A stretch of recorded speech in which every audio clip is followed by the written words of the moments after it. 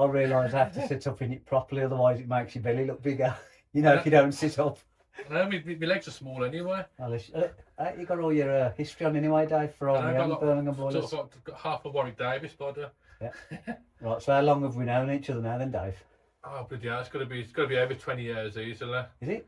Yes, it's got to be easily. I've had my own business for like this is my 16th year now. Oh my I God. was with Ferroli for bloody hell. I was with Ferroli for over probably 10 years at least with them. So how long have you been on the tools? I've been on. Well, I started off as when I was 16. I had to do a what's the name? When they use training schemes, YTS. Yeah. And my mum basically gave me a choice, and said you've either. I goes, what are you going to do then? Because that her money ended then. That was it, and that was the way she looked at her choice. So it's like, right, you can either go to work like your dad, go in a factory, or you can do this YTS thing that you was on about before, or you can go upstairs now and pack your stuff. You can go. I thought, what do you mean? I'm supposed to be your son. I don't care. I've got no money now. I don't get paid for you. So it's up to you. What do you want to do? And I said, I'll get paid £30 a week because I'll do the YTS course. So I did the YTS course, and So how many years ago was that then, Dave? So I'm 49 now. So wow. I did that when I was 16. Okay. So you used to work for Ferroli as well. How did that come about? That come about. I used to work for a maintenance company in Redditch, and I was going around the jobs, and I'd give my mate Richard a little bit of a leg up, and he's like, "You got any jobs or anything?" I go, "Oh, this lady's really good, like a maintenance company, just going out. I think it's called React Fast or something in Redditch," and give me his number because he was probably a bit better than me at the time. She liked him more than me. So she started to make up these stories like I weren't doing very well, and she said, "Oh, Transgo's been in touch. You've had a gas leak," and she didn't understand what Transgo do. They don't get in touch with the main people. They just turn you off and they're gone. Then I goes, "Well, I don't want you working for me anyway." And my mate Richard got the job because she wanted him instead. So I was like made redundant. And funny enough, as things happen, things have changed over the years now. I actually went to the job centre. I made sure I get dressed up in my clothes because of the shame of going in the job centre. So I got dressed up in the clothes that I went to work in, even though I had no job. And I went around and I seen this job for a boiler manufacturer, and I went for it. And I had about 2 or 3 interviews, and I sort of like each interview to try and find out if you know any knowledge and what they could train you on and that. So that was in Burton-upon-Trent, that was at the time. And lucky enough, after the interviews, I got a call saying you've got the job. And I thought, brilliant. And I guess, I'm so glad I got made redundant. And as it had it, my mate said, "Oh, you never guess what? Health executive, HSC, are on her back now. She's been doing a bit of fraud and things like that with all these inspections, and a lot of customers have started to complain." And the HMRC went after her then and made her bankrupt.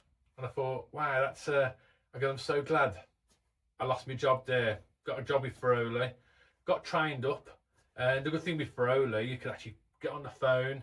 If you didn't know what the hell you was doing, you just go out. So I'm just got to get a part out of the van, and you'd be gone for about 20 minutes. We speak to this bloke Rob on the phone. How do you bloody do this? What's I ain't got a clue what I'm doing there. I don't even know I got the job. And you talk you through it, and you go in and say, "Oh, I've got the part now." And you put a little Venturi in the van, get up and working, and thanks so much. I thought, bloody hell, I don't even know I'd done that. I just I used to write a journal in the end. I got a bit massive folders in the van, like little journals. I thought I can't go through that all the time because before I knew it'd be 8 o'clock in the night before I was finishing. I had to keep going to the van, pretending to get a part, phoning people up. I was speaking to like my mates Gary, Dean, and they'd sort of help me through as I'm going through the van and going to each job. And they'd help me all the time. And eventually I started to build up this knowledge of just how to fix boilers. I started like, oh, I know what that is. And got to be this I am now with a lot of the boilers. And that's how I started to know you then. Just using installing Ferroli boilers. and that's how I come to know you. I had to have your number, phone the engineer on the way. You know, after the time you get like a bollocking, moaned at. You know, these boilers are crap. What's going on? I'm not having none of this. And you go and fix it, sort it out, and that's it. And that's how I come to work for Ferroli then for years. And in all honesty, Ferroli was really good to us, to be honest. And it's one of the best jobs I've ever had. You used to go there in like a suit, a shirt and a tie. You have to have a briefcase with all your tools in, shiny shoes. And I wanted to do that job because I seen a bloke fix the boiler. I think it was on a Ferroli Optima 701. I was on there for 3-4 hours trying to fix it.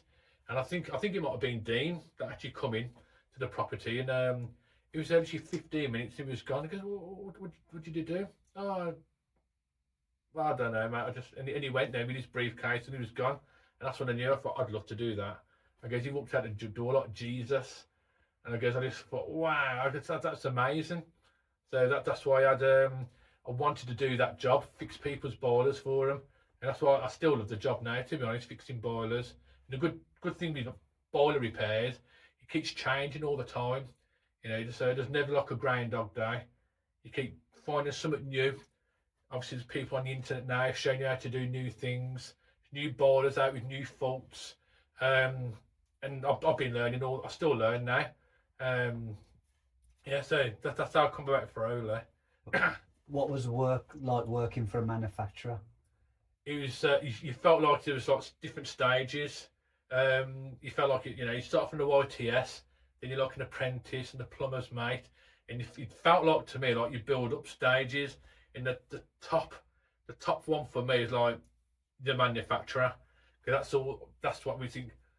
Wow, he's the one that comes and fixes it where nobody else could fix it. Nobody else knew what they was doing. He says, you've done that flue wrong. You need to seal that. I'm marking you down here. And it just seemed like this sort of top of the range sort of job that you had to have. And when I was actually doing it, it actually felt like that as well. You know, so some of the respect that you get for people. Some people I noticed over the years have abused it because I've actually seen it with my own eyes. Where they thought, I've got megalomania, I'm the greatest, I'm in charge of you, do you understand? I'm the boss round here. And I didn't want that attitude. I just wanted to get on with everybody and give people a chance. Like, look, I'll fix it for you. Just do that. Promise me you'll do it. And that way we built up a better relation. And I still talk to a lot of the installers now. They're all on my phone for help. They just phone for help and I'll give them the help. So yeah, it's working for a manufacturer, seeing like he was a bee's knees for me. How intense was it compared to being self-employed?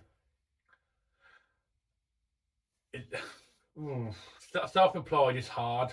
It's working for a manufacturer. You knew that you had the backup. You knew that your wages were there. Your van was taken care of. If you crashed a van, you didn't care. Somebody else took care of it. You could have a day off. You'd get paid. If you didn't want to do the job for whatever reason, someone else would take care of it for you. You was like you was in the background, and the other people who are on the phone had to take all the crap off the customers. When I become self-employed, it's one of my pet hates. I think it's when I come to the favourite slang. I can't stand people no more, and that's the main thing. I was alright with people. I could see them, not deal with them. If they wanted to know where I was, they'd phone the manufacturer up. Where is he? I'd say, I'm on my way now. Don't worry about it. And they'd have to deal with it. When I've had to deal with it, sometimes it's 2 o'clock in the morning. You get a text. You get one at 7, or someone will phone you at 8. Hello there. Just want an ETA when you come in. It's booked in for tomorrow. You know when you're going to come? I'm like, oh, I don't know yet. Well, I'm going out with my missus tomorrow, 3 o'clock. We always do. It's anything you can do about it. Do you know when? I don't know. Oh, so you ain't got a clue when you're coming? It'd be 2 o'clock. I goes, no, between 12 and 5. So what do you reckon then? More towards 3? I goes, I don't know. I ain't got a clue. Everyone does that throughout the day. And by 5 o'clock comes, you start going, I don't know. Okay, I'm there when I says. All right, I don't know. I've got a bloody clue. And they go, so I think even my girlfriend said, I goes, Dave, do you think you got a bit of a problem? I goes, well, do you think I have? Because I think you need to listen to yourself the way you talk to customers. Because I've had enough of them, man. I need some. And after I had 2 weeks off at Christmas, so I couldn't cope anymore. They drain a lot. They're like proper vampires. Some of the customers. I think it's the fact that they're having a hard life anyway, and they project that onto you, and they think, you know what? I can't tell the council what to do. I can't tell the government what to do. But I'm paying his wage. He's my slave for the day. I'll tell him what to do instead. And you know what? Until you get paid and you've done my job, I'm going to tell you what to do. And that's what you feel all the time with the customers. And you only take one bad customer, and it sort of ruins your day. Then, and I think that's one of my biggest gripes with the job. I love my job. If I could do my job and say, look, just leave £80 in an envelope on the side by the boiler. Write a little list what you think it is. Leave the key underneath the mat, and I'll fix it. I don't want to talk to you, but it'll be fixed by the time you come in. All right, and don't talk to me ever again, and don't even ask what happened, or because you don't even know what I'm talking about anyway. That'd be my perfect job. That's not going to happen because people just want to get in your life all the time. But the job's great, to be honest. I've got me brother working for me now, and my nephew works for me. My nephew, they both started just doing the gas cord from scratch, and I had him with me for about a year, teaching them how to fix the boiler, exactly what they've got to do, and they've learned from scratch, and they do a lot of my stuff now. And even now, my brother didn't even know nothing to do with boilers or people. He worked in a factory since he was 16. He said it took him like a year, and even he's not phoning up, getting his gripes. Oh God, bro, I got a text at 2 o'clock saying, "Do you know what time you're coming this afternoon or what?" I goes, I've had this for 15 years. I goes, ain't gonna stop. I goes, I don't know what to say. So but you know what? It's more rewarding than working for a manufacturer. That's a good thing. You put more effort in, you know, and the rewards are pretty good, to be honest, at the moment. Things are. So what made you decide to go self-employed?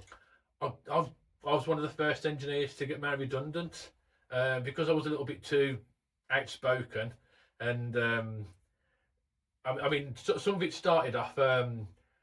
We had to sort of lie to some of the customers, and I couldn't get to that stage that I had to. You change a diverter valve and an Optimax HE, and you'd go back a couple of days after, and you have to tell them the same story. It's because you got dirt in the system, and you've even spoke to the engineer because I've just cleaned it out, mate. You was with me, weren't you? I goes, yeah, but your system's still dirty. That's what I've been told to tell you. And in the end, I couldn't do it anymore. I said, why don't we just change the diverter valve, apologise to them, and we said, look, we'll do as much as we can until it just disappears. And I didn't like that because I started to stick up for the customers, and that weren't my job. I had to stick up for the manufacturer and basically blame it on somebody else, and I just couldn't do it anymore. So as time went on, they had new management take over. They didn't like what they were seeing, and I think the one thing they started to do, they started to give me less jobs, and they put you in a pool, so everyone gets a chance of keeping a job. And we got put in the pool, and I come up the worst engineer at the whole company. And so when we went to like the actual meeting, I said, right, you're unproductive, you're not doing any work at the moment. I goes, yeah, because you're not giving me any work. He goes, well, we'll talk about that tomorrow. And he goes, well, you got 6 points in your licence. I goes, yeah, because I'm rushing around trying to get the jobs done. Could you say, is there any chance you could pop into Walsall on the way past through Derby? I goes, it's nowhere near there. I goes, yeah, because I'm rushing around. That's why I'm getting points on my licence now, because of that reason. Yeah, we'll sort that out another time. He goes, look, you know, if you have the redundancy money, so I had to take the redundancy money because I found out if I don't take it, you get a lower package. And I said, I can't believe I'm the worst engineer. I have to go and do recalls for the people as well. So am I the worst? And I was like, hang on a minute. And he goes, is this got something to do with because I'm a little bit too outspoken? And that's what it was.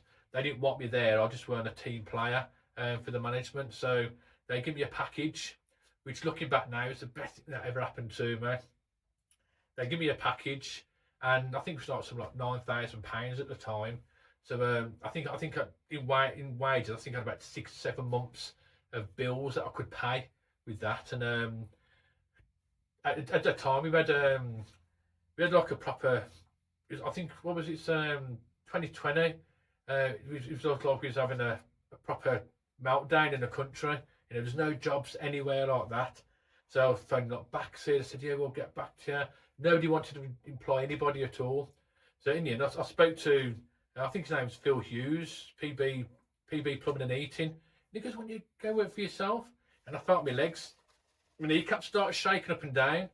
And he goes, "You all right, Dad?" I was like, "Because yeah, I think I got a realisation. I think I might have to." I goes, "Is it worthwhile?" He goes, "Yeah." I goes, "Don't forget, we all phone you for help and that." I goes, so I got into it. So I even come and spoke to you. You was like the first person to come and spoke to, and you give me advice how to do my website and what prices I should charge. And then prices stuck for like the first few years. I think I used a mate of yours to do my website to begin with, and that's what I started off. And that's because I knew you at Ferroli. That was. And so I started off for a good few years. I got my first van. Funny enough, I went back to give all my stuff in to Ferroli, and a bloke called Andy Dickinson found out. He goes, "What are you doing now, Dad?" Because I don't know. I just going to try it on my own. To be honest, he goes, "What, you working for yourself?" About an hour went past, and he called me up to the office. He goes, "Oh, well, Andy wants to see you for some reason." And I thought, "Oh," I goes, what have I done now?" So I went up, and he goes, "Do you want to work for us?" I goes, "I just did." I goes, "You made me redundant, remember?" He goes, we haven't got no one to replace you." I goes, "Well, what do you make me redundant for?" He goes, "Well," he goes, "You want to work for us or not?" I goes, "Where?" He goes, "Not Stourbridge and Kidderminster." I goes, "That's where I've been working for the past so many years." I goes, "I don't understand." I goes, "You know what?" He goes, "Yeah, I'll do it." And I'm not joking. My money went from, you know, something like £2,000 a week, a month, up to about £7,000-8,000 a month all of a sudden, just being self-employed. And I thought, I don't get what went on here. And apparently it's cheaper for them to do that. And so I was with them for years, just doing my own job in a different van, different tools. I wore my own little uniform, and I did that for years then. And then I'd had like new management come over, and there's somebody who wanted me job, and that they employed him as an like, you know, like a little starsy bloke going around checking all your work. Never checked anybody else's work apart from about 3 people whose job he sort of wanted in the area. And he kept coming around picking little bits and pieces. Didn't know nothing about the boilers at all, but that was his sort of role. Lo and behold, I got pulled in because you've had a major gas leak in an old people's home. And I confronted him about it, and I said, "If you knew about the boilers, you'd find out that's not possible to have a gas leak." And he goes, "Anyway, what happened anyway?" He goes, "Oh, Transco's been in touch," and he goes, "They want to see 5 of your jobs."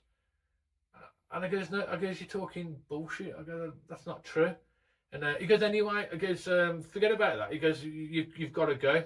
And then this other bloke, he took over my job, and he done me a favour really. I said, "If you just wanted me to go, I would have went, because I'm losing loads of customers by being here at the moment." So went on my website, got it all sorted out, and my customer base just went up then. Just advertised that I do Ferroli boiler repairs, got the confidence to go on Worcester courses, Backsea, Valiant, and I just built up a whole folder. I was going about 5-6 courses a year, just building up the knowledge with all these, because it was all free. Told everyone, just go on the courses if you want to learn a lot. The free courses anyway, and I learned so much.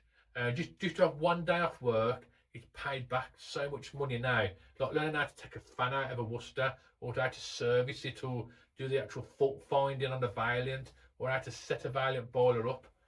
I've just learned so much just by doing the courses alone, and now we can advertise them now, and all that come from getting made redundant in the first place. So it was absolutely brilliant for me. That was so everything bad that's happened in my life, there's always been like a little bit of a silver lining in the end, you know. And it's always got this saying, like, you got to be grateful for the arseholes in life, you know, because they sort of make you do things that you never thought you'd wanted to do, you know. So that's like one of my little sayings now. My brother had it. He had a gaffer. Brilliant he was. Could never get him to come over to me. I said, "You waited at that place?" And he said, "No, I don't want to come over. I'm all right, mate. I don't." he had this gaffer leave his business. He had a new one start. This bloke called Brent, and he started to go around with an iron fist, telling people, "You've had a smoke break. I'm docking you an hour." And he did that for months, and my brother couldn't cope anymore with the way he was acting. And I said, just pack your job in and come with us.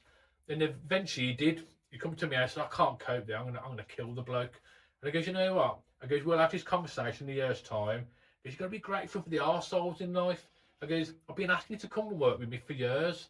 I goes, "He might have been that bloke sent from God to push you out of that business." And lo and behold, he's got like a new car now. He's going on holiday for the first time this year abroad because he never could afford it. And he loves it. I think he does about 4 or 5 jobs a day at the moment, just going out doing servicing. And it changed his life just by doing plumbing and heating, believe it or not. So it's changed my nephew's life as well.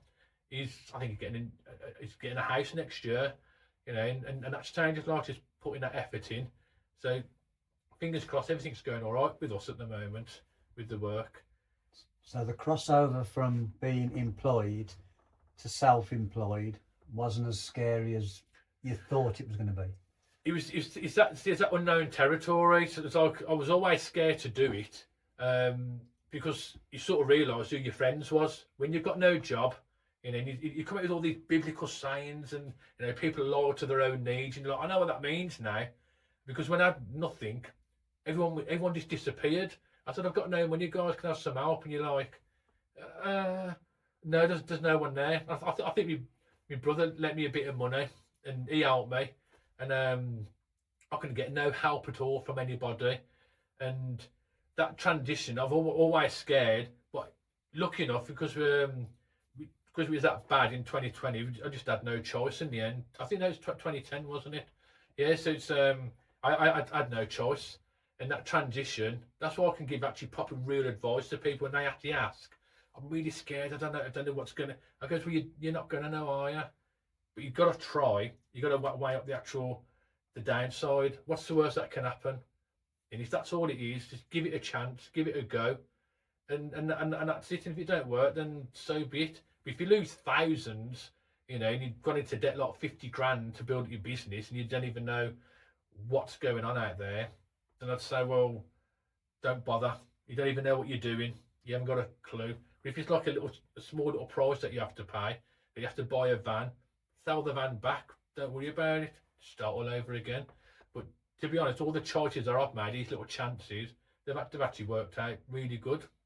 So, Okay. As a breakdown engineer now, what's the most common issues that you see now?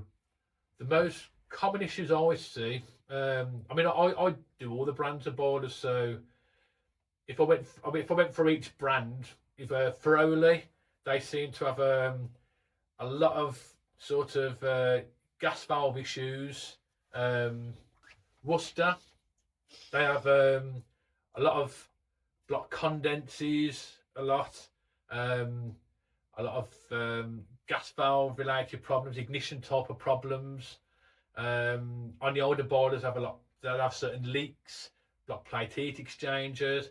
Valiants are more like a lot of circuit boards, and anything water related on a Valiant. If you don't treat the water, you know, you're going through the pumps, the diverter valves, the plates, pressure sensors are the most common thing.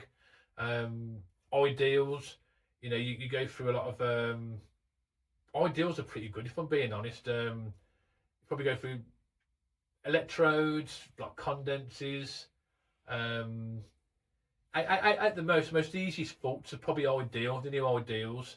They're probably like they're the nice ones to go to, because you get like a certain fault, and you know what, it's a block condense, block waste, and you change an injector. They're the most common for us. But when I come to some other ones, we're trying to learn a little bit more about Alpha and Biassi and Vikira.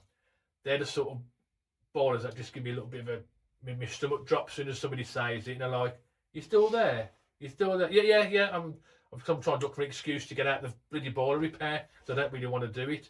I'm like, I think, yeah, all right, then I've got some time tomorrow. And I think, shit, I don't even know why I said that. I don't even want to go to the bloody job because I know what's going to happen. probably won't be able to repair it because it's too expensive to repair.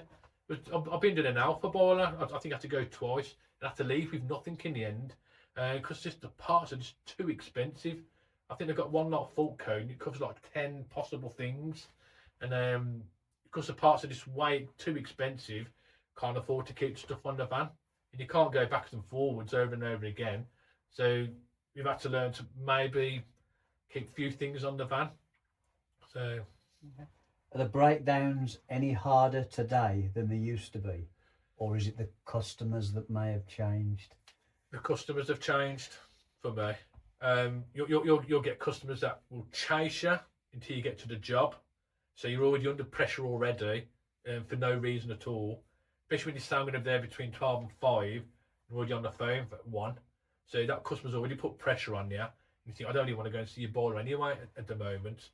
And then when you actually get there, they sort of think it's a good idea to virtually perch on your shoulder and don't say a word and just watch you and watch and watch. And you say, well, you have to be arsed with them. And he goes, you don't have to stand that close. I'm really trying to concentrate on what I'm doing there, and I can't concentrate while I can feel the intense while you're staring into the back of my head. Like I goes, like I've done something wrong.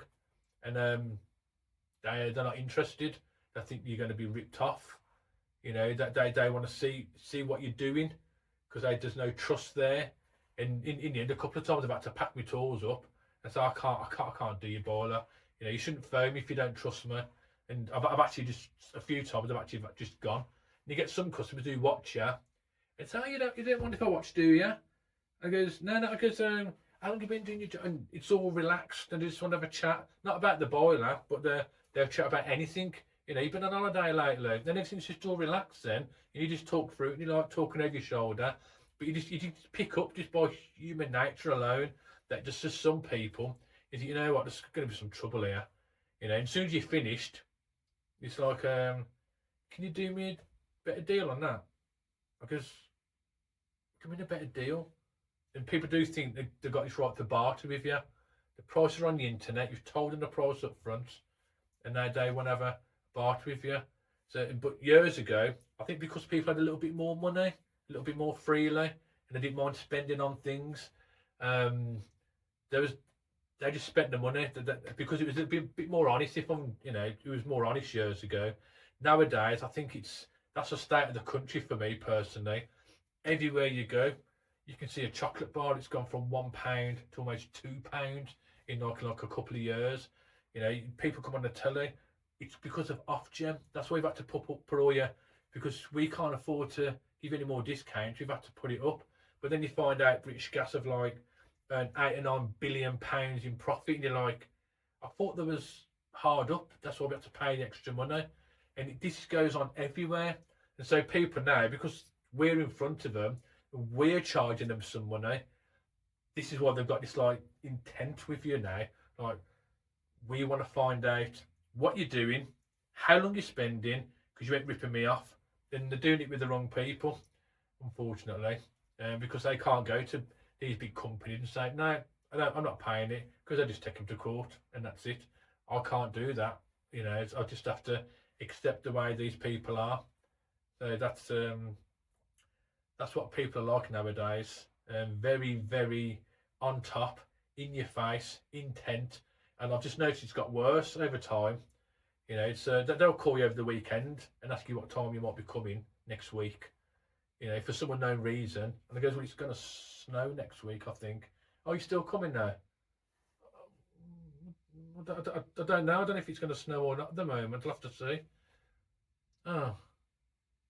Okay, then, so what do you reckon then? And honestly, it's people think you got a crystal ball and you can read into the future now, and it puts you under so much stress. That's why I've got no bloody hair left now. I've lost it all, you know. Is there any one job that sticks in your mind that you've got that's mentally scarred you? I think I've got quite a few, to be honest. A lot of mine is, I think, where people have left like bad reviews, not for no reason. I think there's a chap in Albury. It's these people who you think, you know, you can feel you're being ripped off and that. But I think there was one.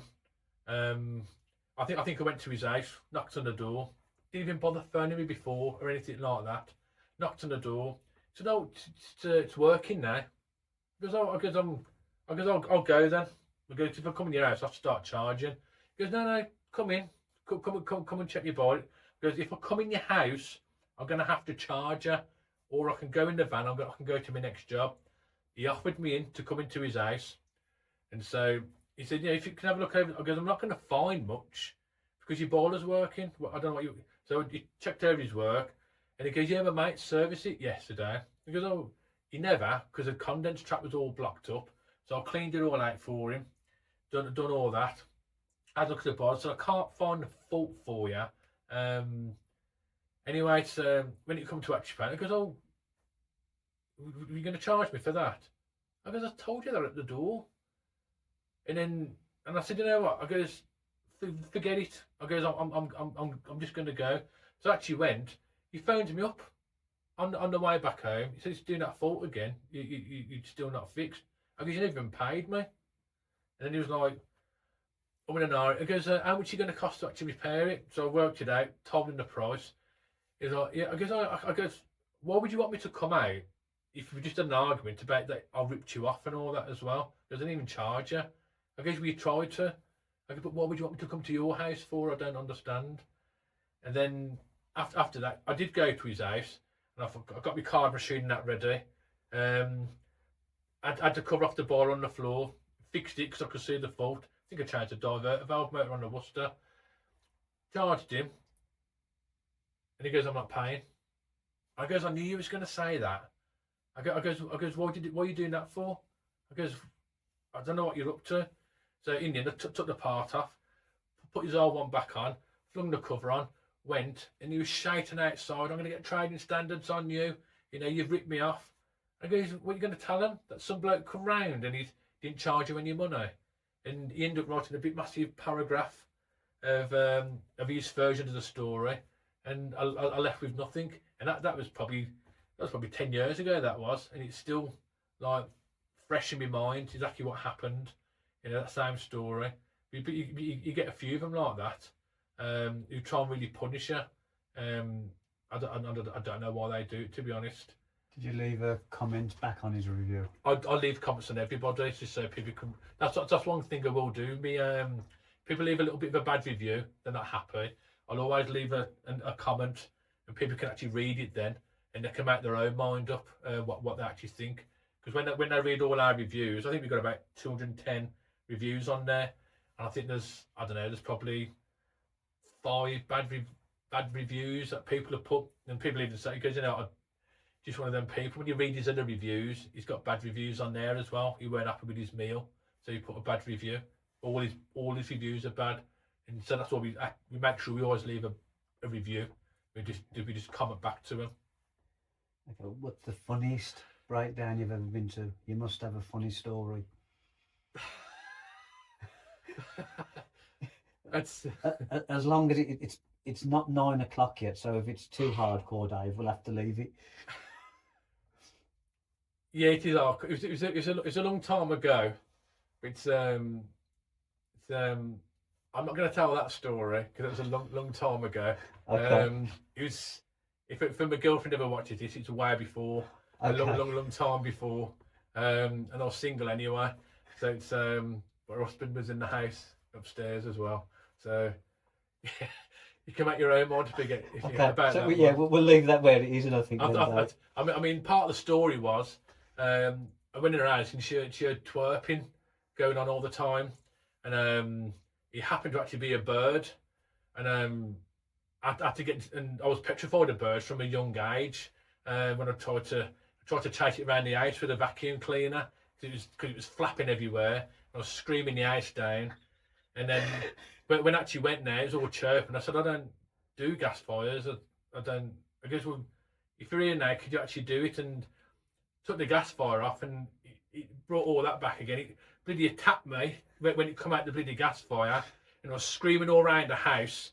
And when I come around, tried to ring the bloody RSPCA. They didn't want to know. They said, I'll just basically just chuck it out. It'll be fine. Maybe another predator will have it. And that was that one. It's don't get a lot of funny ones, but that turned into something must have turned her on. So if you want to turn a woman on, scream the place down when you're fixing the gas fire. Oh dear. What's the worst timing for a breakdown call? The worst, I'd actually say around on Christmas Day. Christmas Day is the worst time when it breaks down, because not a lot of engineers want to go out. Even I say, like, you know what, I'm shutting down and that's it. Because come summer, when I've chilled out and I'm more happy, everyone's a bit more happier because the sun's doing us a world of good. I've been saying for the past 15 years, because you know what, this year my girlfriend's at work and she's called out or whatever. I'll do Christmas Eve, I'll do Christmas Day, and I'll do Boxing Day, you know, because people need to be fixed. By the time they wore the hell out of me, my attitude's turned. They go, you know, F the customers, I don't bloody care. I'm turning the phone off and I put an answer machine on. I'm closed till New Year's Day, and that's it. So basically, pee off and leave me alone. I'm not interested now. And I think you can tell by the tone of my voice when you listen to it. There's always got a bit of an attitude there. Because you people have worn me out, man. I've got nothing left. So that's the worst time, Christmas, after Christmas, because no one will come out. Unless you get charged a fortune for it. How many times do you turn up to a job thinking it's going to be simple and it turns out to be a complete nightmare? I still have it now, to be honest. I think I had the last job that I did on an alpha boiler. I think I went twice in the end. That was the last time. Just had an EO1 fault code on there. Tested everything. Gas valve opened, sparked, and condensers clear. Went for everything. But all these parts are so expensive. And this bloke wanted me to start paying the stuff out of my own money in the end. And because I just bought a bloody electrode, like £60 for like an electrode. And there's like about 3 or 4 different versions of them. And he just beat me in the end. And that was just like last week, that was. And we still get them now. I think I have a bit of a problem with Biassi boilers, to be honest. Because theirs are the same. You have to try and imagine what the faults are, and the fault's got nothing to do with the actual, what the code really is. And Biassi are pretty good, actually. You speak to Biassi on the phone, and they really do talk through, you know, trying to get to the bottom of the fault. So if you do have a Biassi fault, speak to Biassi technical helpline, because I must admit they've helped me through a lot of the faults on them, and that's what built my confidence up, Biassi. But there's a lot of them. I think one of the worst ones that I was training my mate Steve up. He's actually got his own business now, which is really good. Trained him up, and he was doing an adapter on one of them leaking adapters on the boilers, and he was having a talk and all that. He put it all together, and I was doing my paperwork, and all I heard was like bang, and he didn't put the bloody clip in the boiler. He did just sort of like just left it on the top, and he goes, "Oh, I didn't." It just went bang, and there's water spraying everywhere. Mine's cold water. I started to panic. It actually covered the circuit board, covered everything all around it. The customer ended up coming in as well. So that peed me off even more. And I had such a go at him. He even said, he goes, "Oh, you know what? I was going to pack my job in. I felt like really crying the way you had to go at me like that." I go, "Oh, what do you expect, man?" I go, how many times have I showed you this bloody thing to do? You got to listen to what I'm telling you." And that was such a bad experience. I was there for about 2 hours after, with the hairdryer, drying everything back out again to put it all back to normal. And I thought, why am I putting myself through training people up for, man? And it's but look, it all worked out all right in the end. He did actually stay, and he's got his own business now, Cofton Gas Services. So he's doing all right now for himself. He got trained up, but I don't think he'll ever do that ever again. Leave that little clip out. Oh yeah, he'll learn the hard way. Do you know what I mean? It is best learning. I think my nephew George had that as well. He's never made a mistake, because I think I've sort of scorned him a little bit. I think he'd done one where he had to take all the stuff out of an actual Valiant boiler to give it a full service, and he forgot to just put the nut on back on the gas valve. Just sort of like just leave it there. and that was that. So because I sort of scored him for it, he's never ever made a mistake properly in the end. I think sometimes you have to teach people like that a little bit, not be too nasty, just make them feel awful for it, and they don't seem to do the mistakes ever again. Even though I think people are a little bit too woke nowadays. If you train kids up now, they'll probably go running home to the mummy and tell I don't want to do this job anymore now, and you'd have no gas engineers. Oh dear. What still gives you job satisfaction after all these years in the trade? Still fixing boilers and just going there. Oh, I think I'd won it. I've asked her to put a review on there because I felt so proud of myself. Valiant has been going out to this boiler for months and months, and I sussed it out in the end, the actual fault on the boiler. I think they changed the main heat exchanger, the circuit board, the diverter valve, the pump, automatic air vent, the expansion vessel. It had a weird fault in there. The hot water kept coming on, and I think I read the notes. They can't get rid of this. What's the name? And this hot water light keeps coming on all the time. And I said, you got a leak in there? She goes, I've got no leak at all. And he said, why didn't you come in my house and have a look? And I said, we're not allowed to. I goes, you're not allowed in the house? I goes, I don't get that. And they never ever went in the house. So I've sussed it in the end. I goes, have you got anything that... So I think I turned the water off underneath in the end, and it stopped. And then a heating come on. Everything worked properly. Turned it back on again, she had hot water, but this little light kept coming on all the time. And I guess you've got some sort of leak in your house somewhere. And she's like, I don't know, they've been through this before. If you've got anything at all, I guess, I mean, anything that's getting on your nerves, some sort of water thing. Because the toilet keeps leaking in the actual toilet. I goes, what do you mean in the bowl? I goes, could you go and turn it off or anything? And she said, I was there might be a little ball fix valve underneath. And she just took a screwdriver, turned it off. And lo and behold, he stopped the little tap light from coming on from a natural toilet. And everything worked after that. That's all you have to do is get your toilet fixed. And I thought, wow, I don't believe it. Even Valiant didn't suss it out after putting loads and loads of parts on. And I thought, wow, and that would give me job satisfaction.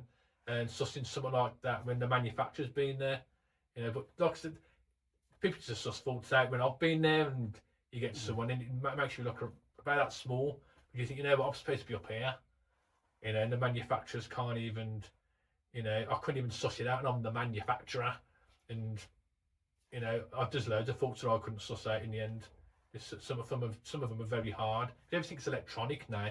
Everything's electronic, and there's a fault that covers 10 different things. So, but you know, the manufacturers now, that, you know, so what I'm supposed to do, put every 10 parts on when the boiler's working, and that's the problem that we have.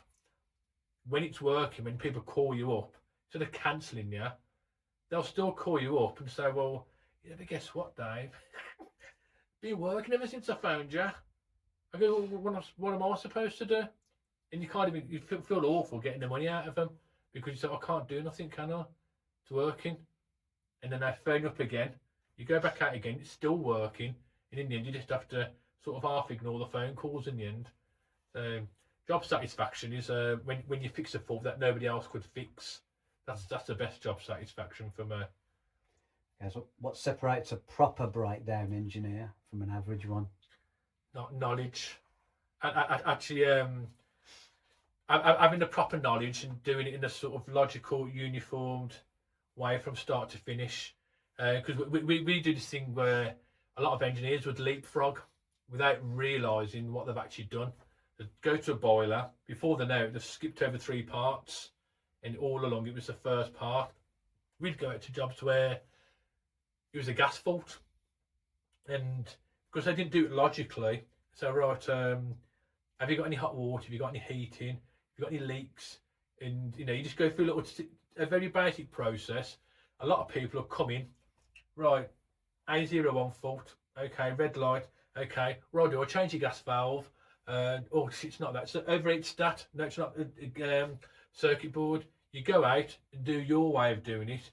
And you've got, right, ignition process, okay. Have you got any gas? You go to the gas meter. The vacuum's knocked the actual gas meter over, and just like, and it's off. And that was it all along. Just go back to the basics. And too many people are too quick to put parts on, instead of going through like a calmed, logical path of how I've got to fix these faults. But too many people are like, they just don't know, and that's the truth. I used to go to a place called Midland Heating Spares, and I got told off in the end. I used to be sitting there like waiting in the queue, and you get people come along and like, can I have a gas valve, can I have the circuit board and the fan and electrodes as well, please? I'm like, what do you need all that for? I goes, oh, I've got a fault on a Ferroli, like this. I goes, what is it?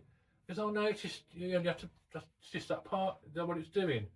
And in the end, I wait tomorrow. Go, stop doing that. I go, if they want to buy 4 or 5 parts, it's up to them. I go, I know, but what about the customer? I go, that's not our problem. Just don't say anything in future. Just let them buy the parts. And that's because there was just lack of knowledge. You know, and it's not the spares people's fault. It's the engineer who's going. He's going to fix it, because it's only like normally 3 or 4 things that's a problem. And that's just lack of knowledge. Instead of going on a course, then watching some videos, and maybe buying a few little parts as time goes on in a little box, like a few sensors, you know, the odd gas valve. They're just literally like, you know what, if I change 5 parts, it's going to be working. Yeah, it does work, but they never know what the fault is, ever. And they'll go back again with the same fault, then 5 parts, fix that boiler, and that's it. But all along, it's just basically, could have been an adjustment, clean the condense trap, take a wire off and tape it up, and that was it. So knowledge is the main thing. A lot of people, they were like heating engineers or plumbers, they'll all try and do it, like fix a boiler, which took me years. I was at Ferroli for years, and I only knew about Ferroli boilers, and that's it. But then when I come out after I got made redundant, it was like Valiant, Worcester, Biassi, Alpha, Bax. There's so many more boilers with all their faults on, and you could go out to them, but you just look at them, and I always used to know how it felt for these guys. You just look at it and you think, if I do the Jedi mind trick, that might work. You think, I'll stare at it. I'll tell you what, I'm going to stare at it, even you'd be like that. No, it hasn't worked. I'll tell you what, I'll put the pressure up even more. So the pressure's gone up to 3 bar by now. And then you think, you know what? Fucking get over hit. I'll hit it now. And you try everything you can. And it might have come on. And you still don't know what happened. And then in the end, you walk away and you think, you put 3 or 4 parts on. You get it working. You don't know what happened. The customer never uses you again because you're too expensive.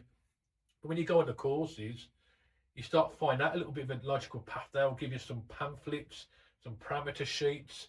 They'll show you certain faults, most common stuff. And eventually you start learning. Some of the faults are the same. Some of the faults are different, because, I don't know, for example, the expansion vessel faults, they're all the same and all boilers. So they've got they're the same. If you're losing pressure, it's got to be all the same with all boilers. The pressure's going too high, it's normally pretty much all the same. If you've got like an ignition sort of fault, you can cross-reference. It could be the same sort of things with all the boilers. Then all the things that it isn't, it's normally things that you have to defend the manufacturer for anyway, because only they know what it is, because it's stuff that they've had to find out over time. So it's that thing, if you're going to be a heating engine, like a breakdown engineer, you've got to do you've got to get your resources and your training. Just have a day off work, go on training for a good day, you know, then say, you know what, I'm going to go on a Worcester one next month. I'll go on a Baxi one. I'll do a wiring course. Because it's your job, just do it, and even build up a few little bits and pieces. We used to go to we could never understand some people's you know, they're sort of like the way they'd set all the actual repairs up. That you get like a phone call, they'd come out with no spares at all, even though it was a job and they've been doing it for like 20-30 years. But the way they set it up, that's their business model. So they'd come out, charge about £80 plus the VAT just to come out. And this was like 10 years ago. This was, I'm not going to mention the company because probably shame them. But used to go out, I think for £85 plus the VAT. They'd go out, suss out what they thought might be the problem, get paid for that, and they'd say, yeah, well, it is the circuit board. And Sandra would ring you up later. Said, yeah, the engineer's worked it out. He said it's the circuit board. It's going to be about £450 to get it repaired. It's avoided, as far as you're concerned, you've got told what the part was. So you say, oh, you know, yeah, okay, I'll get back to you, all right. So like an idiot, you go out and buy a circuit board off eBay, you put it on yourself, you struggle, and it still don't work. And you phone them up, moaning, complaining, and say, oh, there's nothing we can do about it. We're there to repair that. And I thought, well, I guess, yeah, but if they're going to doing 8 jobs a day like that, getting over £100 each time, they don't care if they fix it or not. That's not their problem. That's their business model, not to bother repairing it if it really comes to it. And that's one of the things, if you're going to be a proper breakdown engineer and get a good name, start just collecting the odd parts from time to time. You can even look on eBay sometimes. I mean, you taught me about eBay years ago. I think I've seen you had loads of Boss White, I think it was. And from that day onwards, I always went on eBay to look for all my parts. And I thought, wow, I've been going down the bloody merchants like Time and Temp and that to get like a gas valve. And I want like £200 for it. And you go on eBay, it's like 50 odd quid.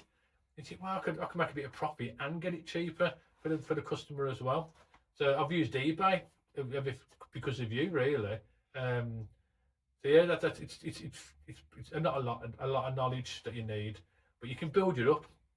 Get books, pamphlets, and it looks good in front of the customer when you're getting your parameter sheets out, doing it all. And then, like I say, if you keep parts on the van, you just literally, because we use parts as well, because if we really don't know what we're doing, we've got some of the parts, because we've got them cheap enough, we'll be plugging in different parts. When it gets working, we'll write it down, like, yeah, that was a hard fault. So we just write down a little paragraph, what it was, we've got it fixed, and we know next time that was the actual fault. And so sometimes in the past we've had to bluff our way through, but we've got a van full of stock on the van. And it comes off your tax anyway when you put your tax stuff through. And you might as well stock up your van as well. The customers really understand what goes into breakdown work. No, they don't at all. They watch things on the internet. Sometimes they give the snide remarks. Oh, you've only just took that out and cleaned it. And he goes, you took that out then? He goes, try and take out what I've just took out. It's not easy, it's hard. I could just take it out, and they won't. And some people are, oh, you know, they've got like this, I don't think they understand the concept of time. Because I think my brother's had it as well. He actually show you on his Google Maps. He goes, yeah, look, bro, I've been there for like 40 minutes at his house. 40 minutes in their time is 5 minutes. So they've got like a weird time concept. 40 equals 5 in their head. So when they're up arguing, your engineer was only here for 5 minutes. He didn't do a lot. He only took this out and cleaned it. Because I don't think he did that. I think he did a lot more than that. And they'll argue to the blue in the face. Because I guess his paperwork takes 5 minutes.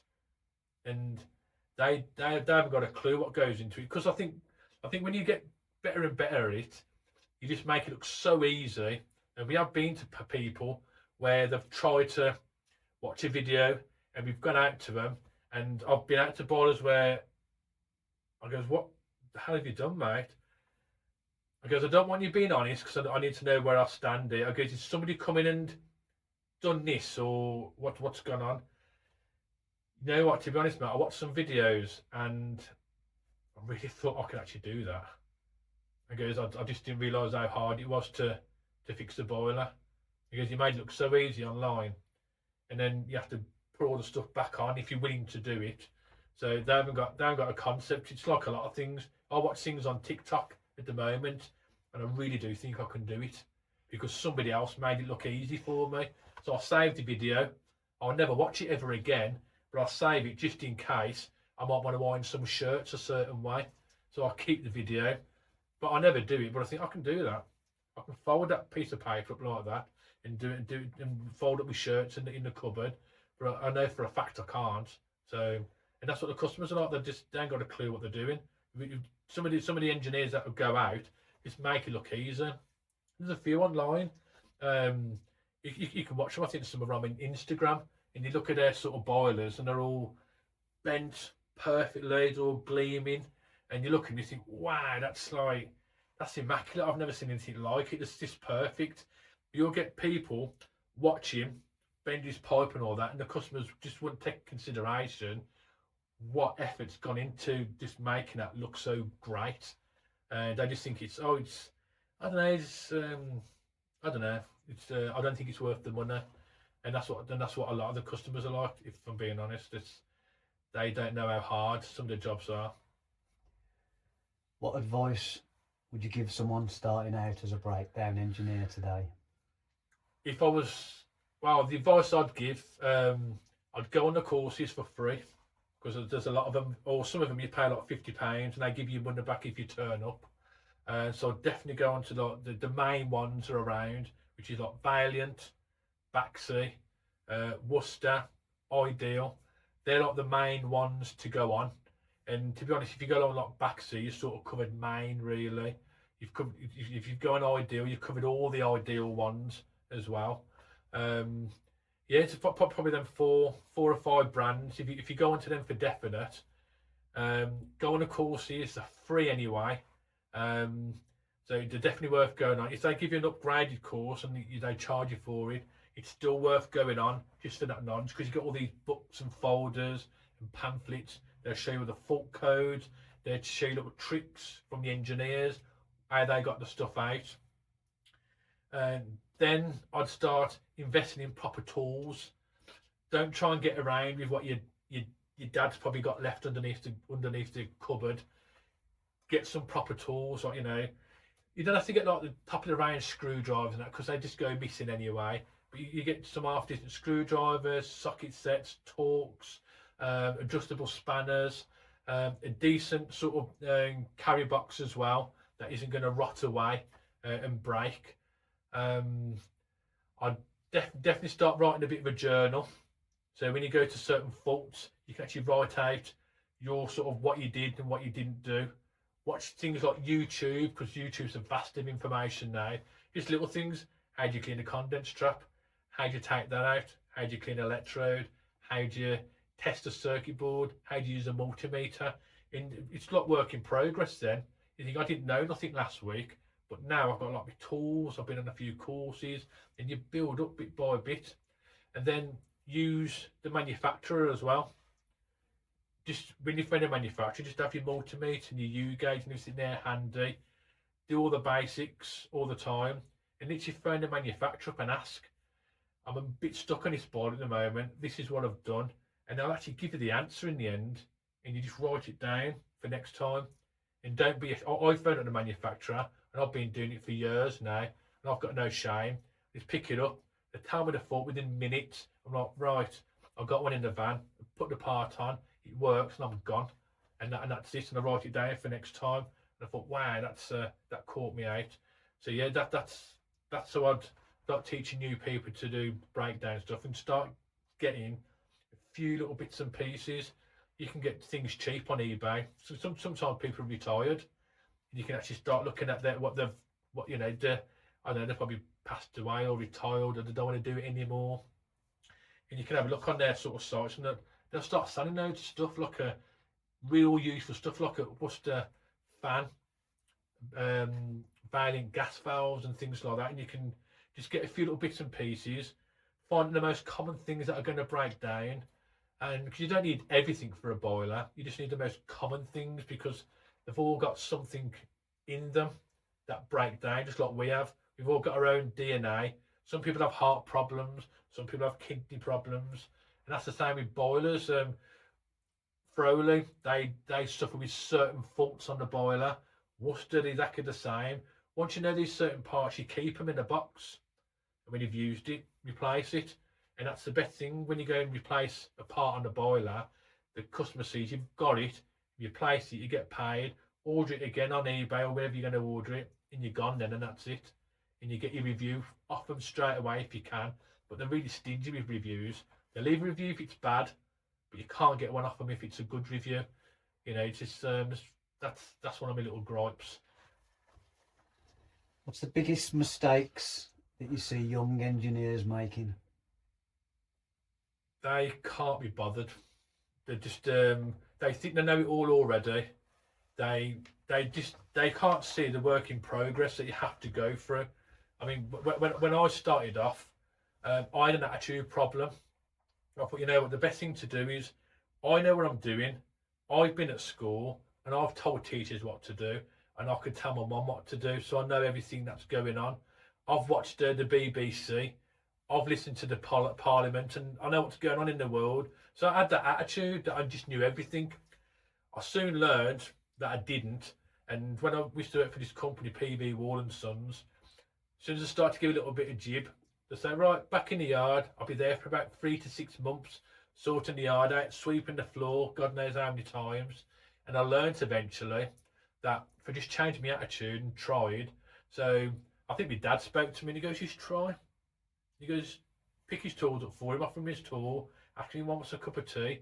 And you can't do that as a kid because the kids ain't got no humility. And that's what the key is. You've got to have a bit of humility. So, do you know what? I don't know what I'm doing, but I'm willing to learn, and I will come on time, and I'm under your belt for the time being. Kids got no humility now, and that's the problem with them. They think that within 6 months they should be the boss of the place, and they don't know nothing. And so that's the problem with kids now. So they've just got no humility to learn. And when I was at this other company, it clicked then. So I used to go to work good 10 to 15 minutes before anybody else got there. We used to catch all the buses through town to get to the site, start making everyone a cup of tea, get the papers out ready for them, and then they'd come in, and then eventually they'd be like, I'll have you, Dave. And then he'd partner up with someone then. And I started to learn and watch. He needs a screwdriver now. He needs that, I'll put it back in his box. Then I start learning. I'd clean his tools up at the end of the week, clean them all up, oil them all up, because he showed me how to do it, but I took no notice. But I ain't cleaning your tools, and I get paid for that.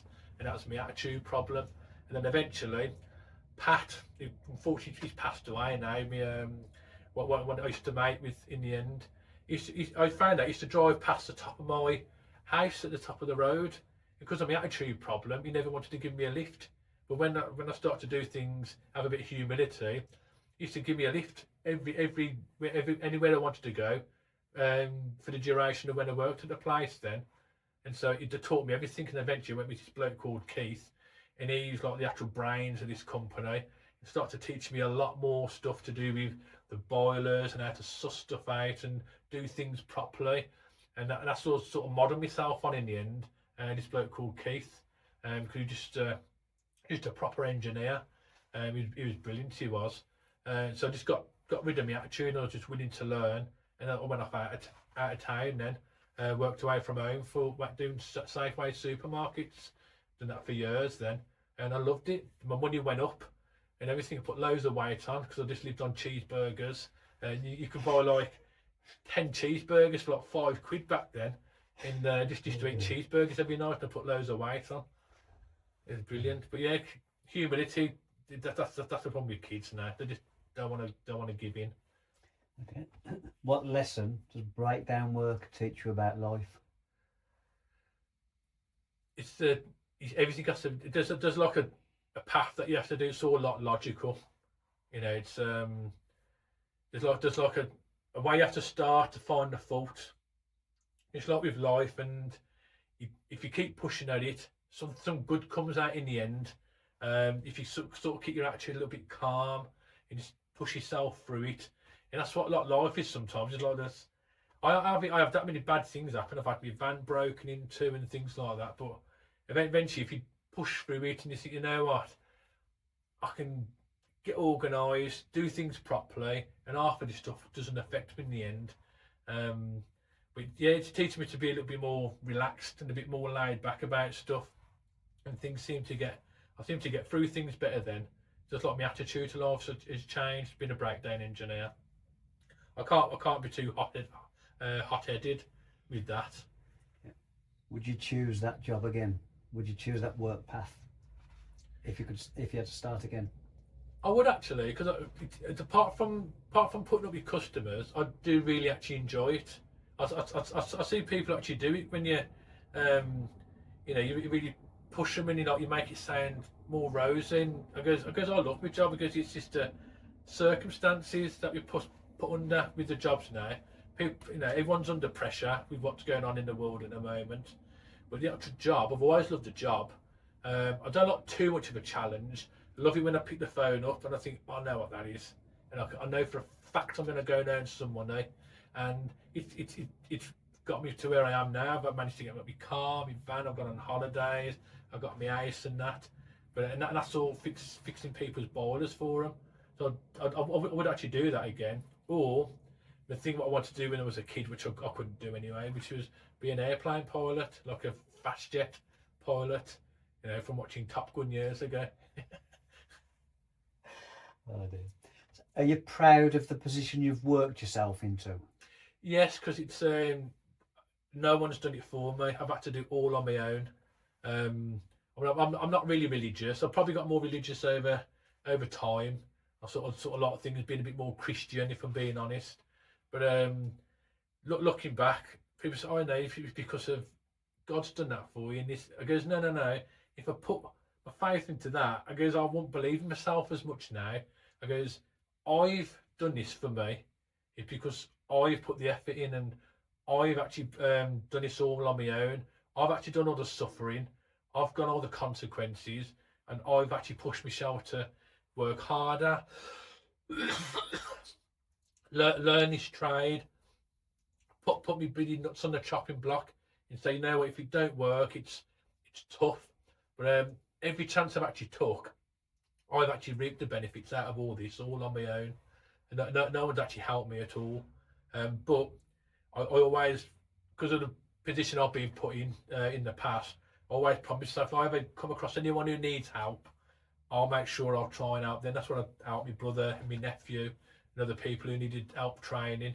And because I realised there's an easier way to do it than the way they go on about training and all that. Because the way they do it is, right, you've got to go to college, and then you've got to do a plumbing course. Then after the plumbing course, you've got to do a gas course. And it just goes on. Before you know it, probably 5 or 10 years have passed before you get anywhere. But you don't need all that. Sometimes you can literally go on a gas course and start doing some manufacturing courses, and you could probably get in the same place as what you would do. And you think, I don't care about the actual qualifications for me maths and English and things like that. It doesn't mean anything at all. But yes, I've done it all on my own, and I am quite proud of myself to do it. And last but not least, Dave, sum up breakdown work in one sentence. Breakdown work in one sentence. Ooh, that's I love doing the breakdowns, but I can't stand the people. Dave, thank you.